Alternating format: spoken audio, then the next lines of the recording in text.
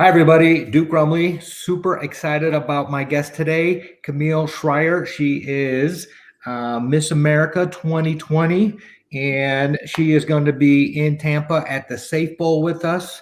And just really excited about that, and wanted to have you on and talk a little bit about your background and why this movement is kind of aligned with your mission. I know you're a a pharmacist student and learning more about what we're doing in kind of the medical aspect of this. And but just kind of wanted to say thank you so much for joining us on this mission of creating safe spaces and fun places. Absolutely. Thank you, Duke, for having me. I'm really excited to be able to work with you for Safe Bowl for a lot of reasons. So, of course, as Miss America 2020, I've spent an entire year dedicated to really talking to people about medication safety and abuse prevention. And when I talk about substance use disorders, I oftentimes focus on the opioid epidemic, which is particularly bad here on the East Coast. And in my hometown area of Philadelphia, which is an area that's unfortunately really, really impacted. But I'm a pharmacy student, and I was starting to learn about medications and how easily parents and kids, and even just us adults who are trying to take a medication ourselves, how easily we can get into a dangerous situation with substances in general. That's where this all comes down to, is protecting ourselves and our families around substances. And I think that that is where you and I have a lot of synergistic kind of thinking, because when I look at Sober AF and how that kind of entertainment can come into a space where it's substance free, we're protecting ourselves and our children and our families from these substances and the negative implications that they can have. And that's something that I'm really passionate about. And so I do a lot of education with kids and parents and talk about why, drugs and alcohol are not a great thing for us to choose.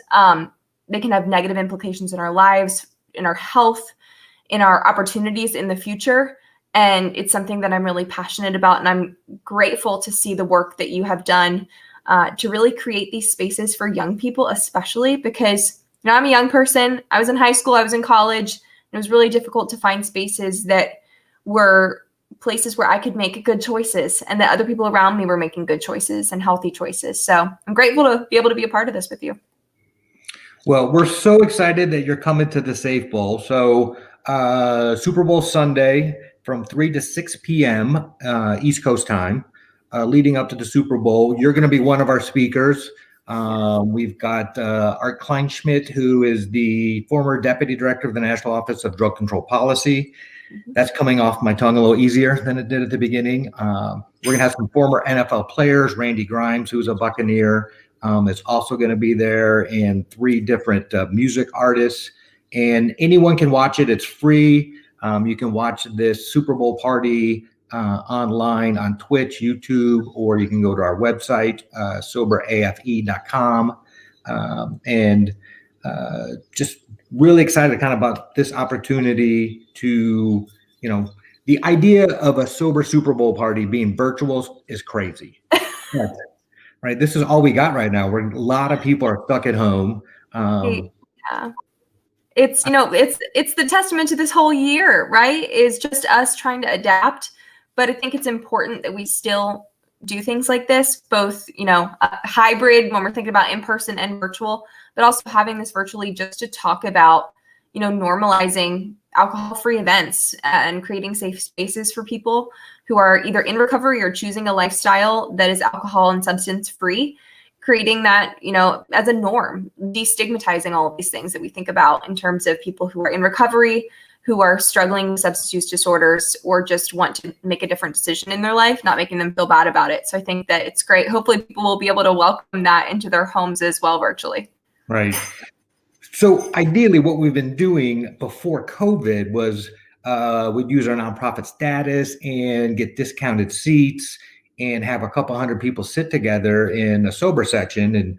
And it was, getting all kinds of traction, and people know we need it. How do we do it so it's wanted and make it, cool and fun, and it's just as much a big tailgate beforehand as kind of the tailgate next door. So that's kind of what we've done up to this point, and hopefully this summer we'll be kind of back at music festivals and different concerts. And we were in your area. We did a Penn State Maryland football game, and we had both universities send students who were in a collegiate recovery community. So we all had fun, and I think we had 50 plus kids at this event, and it was just amazing. Anyways, I know kind of the Philadelphia area could use a little support for stuff like this, and hopefully we'll be, at an Eagles game or doing more stuff in that area when we're allowed back in person. I know you got to come visit Philadelphia again. It's a great city, but it's also one that is so impacted by opioids right now, which is really unfortunate. And so it needs a lot of love. Well, what other causes have you been really supporting over this last year as your reign of Miss America was taking place? I'm glad you asked that, because I really spend my time 50-50 between mind meds, which is what I talk about with medication safety and abuse prevention, but I do a lot of science education with kids. And so I'm actually the first Miss America to ever win using science as her talent. So I do a big science demonstration and blow everything up on stage. And so I've gotten to do a lot of science education with students around the country. But again, COVID happened. And so me doing in-person events with students turned into me doing virtual events with students, which I'm actually really great had the opportunity to do, because as COVID started to happen, parents and teachers were looking for STEM outreach for their students in a way that they couldn't get in the classroom. So I got to come be that person online. And so that's been really cool. I'm a science nerd. Science is my passion. And I think that, a lot of what we talk about when it comes to recovery and when we think about medicines and substances all goes back to science. Well, we have lots of comments in the chat already, and people are saying thank you for your support of this, and they're also asking who you're rooting for in the Super Bowl. Oh my gosh. Okay, so it's Kansas City Chiefs and Tampa Bay Buccaneers. So, yes. I mean, I don't have like an allegiance to either. I always say my favorite pro football team is the Virginia Tech Hokies, which I fully am joking because I know they're not a pro football team. But I'm gonna say we got to do with the hometown team. Let's root for Tampa. Why not? Right. We're going to be in Tampa. First time ever the home team is playing in their own stadium. Yeah. I mean, that's a really cool situation to have happen. And I'm sure that they're really excited about that. So hometown, come on, got to do it. Well, our movement so appreciates you being a part of this and supporting this. It's such a big deal. And we, look forward to hearing more about your story during the live stream that we're going to have. And ideally, we're back in places hosting more sober tailgates. We have 1,000 tickets reserved right now at our Rockies game, June 18th.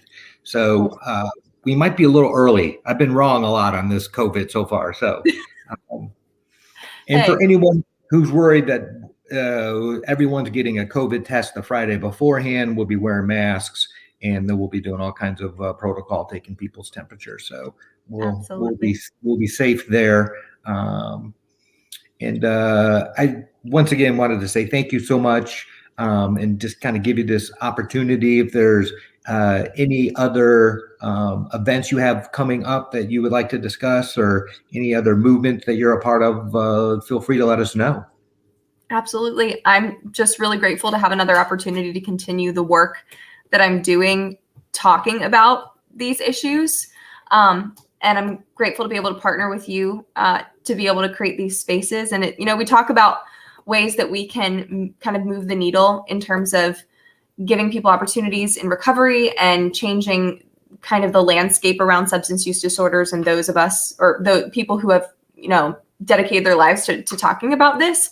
And I think that having events like this is such a great way to do it, like a really quantitative, like a way that we can absolutely change the way that we talk about recovery in our communities and around events where those people who might feel uncomfortable because they've gone through a certain situation might avoid, and now including them and bringing them in and allowing them to feel like they aren't isolated or out of the group. Right. So I'm really grateful for the concept that you have. And I'm grateful to be able to be a part of this with you. And I'm really excited to also be in Tampa and go, celebrate the Super Bowl, kind of get back to some kind of normalcy, even with our masks. And I'm looking forward to seeing you be able to have your festival again later this year, hopefully. Fingers crossed. Well, we got connected by Dan the Pharmacist, who has this amazing Netflix show called The Pharmacist. Yes. So I highly recommend, if you want to have your mind blown, watch this Netflix miniseries. I thought I was passionate about this until I see his story. And I just so appreciate the kind of the work that he's done. And I know you've done a lot of work with him, as that's your training is in the pharmaceutical world, and what pharmacists can do and different training on that aspect. Yeah, that kind of goes back to, again, like really solid ways to make an impact on the issue. I like to have like defined steps to take to make an impact. And Dan is a great example of someone who took the initiative to make real change himself. So if you haven't watched The Pharmacist, you need to. I actually got the chance to go and meet him in Louisiana and go around to the different locations where the story happened. He lost his son as part of the story, and was able to see kind of where he grew up, and then where some of the events where, I don't want to spoil it, happened. And Dan's a pharmacist by trade. And so that really resonated with me to see the power of someone who potentially is handing a life-altering medication over to a patient take the initiative to make a change in his community. That's something that I really, really admire about Dan. A lot of people don't have strength or, persistence to make those changes and go against the grain and go against the norm, and he did, and that I admire. And so I'm grateful I've had the chance to work with him, and that he also helped connect us as well. What a great story. So yeah, anyone watching who hasn't watched it, it came out right before Tiger King came out, so it was like one of the most trending docuseries on Netflix before that. I think it's better than Tiger King. You'll all have to know. Totally agree there. And, the way he honors his son by doing this work, and, the last couple of years, I mean, even during my recovery, the opioid death rate is just insane, and really honor him to do that. It's really, I talk a lot about opioids. I talk about other substances as well, but opioids have just become the one that I focus on the most. We're losing almost 200 people every day to an opioid overdose right now, which is crazy to think about. And it's heartbreaking to think of 200 families that don't have that family member coming home that every single day. I mean, at one point recently, I remember hearing that the COVID deaths were around 1,000 a day in our country. So that's a fifth of the number of the COVID deaths at that point. Right. And this is something that's continuing. This has been happening for decades, and it's not getting better. It's getting worse. And there's not a vaccine that we can have that changes that.